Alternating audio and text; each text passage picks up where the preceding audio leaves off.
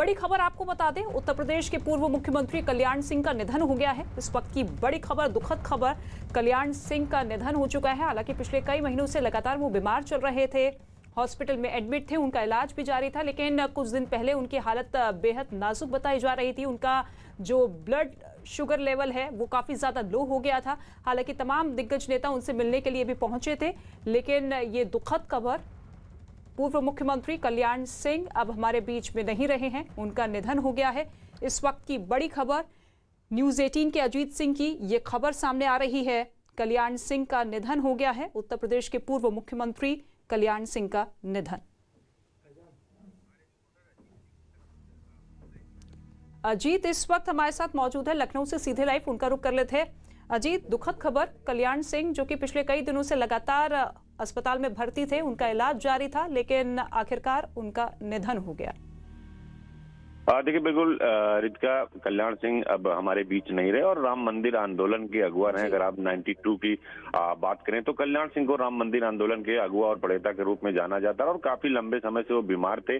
PGI में पिछले कई महीनों से उनकी भर्ती थे, क्रिटिकल थे, सांस की प्रॉब्लम थी और फिर कई सारी प्रॉब्लम होती गई। बड़ी निगरानी में जो डॉक्टर धीमान है, डॉक्टर पीजीआई के डायरेक्टर हैं, उनकी देखरेख में डॉक्टरों की एक टीम इलाज कर रही थी। कई बार जो जेपी नड्डा हो, चाहे केंद्रीय गृह मंत्री अमित शाह हो, मुख्यमंत्री लगभग 1 दर्जन बार उनको देखने गए और आज अभी थोड़ी देर पहले मुख्यमंत्री फिर उनको देखने गए थे और उसके बाद वापस आए और थोड़ी देर बाद एक खबर आई और फिर उत्तर प्रदेश के सीएम योगी आदित्यनाथ पीजीआई पहुंच रहे हैं, जहां पर वो मीडिया से भी मुखातिब होंगे। यानी एक तरह से कहा जाए तो ऑफिशियल तौर पर मुख्यमंत्री की तरफ से घोषित किया जाएगा उनको कि उनका निधन हो चुका है।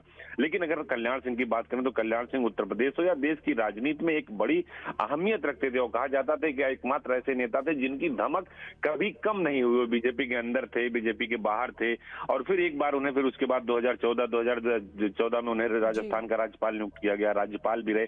5 जनवरी 1932 की उनकी पैदाइश है। तो निश्चित तौर पर उनके जो बेटे हैं राजवीर सिंह सांसद हैं, उनके बेटे जो उनके पोते हैं संदीप सिंह उत्तर प्रदेश सरकार में कई विभागों के मंत्री हैं। लगातार सरकार मॉनिटरिंग कर रही थी, जो डॉक्टर्स हैं वो मॉनिटरिंग कर रहे थे। लेकिन अब थोड़ी देर पहले दुखद खबर आई, कल्याण सिंह अब हमारे बीच में नहीं रहे हैं। बीजेपी की तरफ से भी जो बड़े नेता है, सरकार के बड़े मंत्री वहां पहुंच रहे हैं, खुद मुख्यमंत्री वहां पहुंच रहे हैं।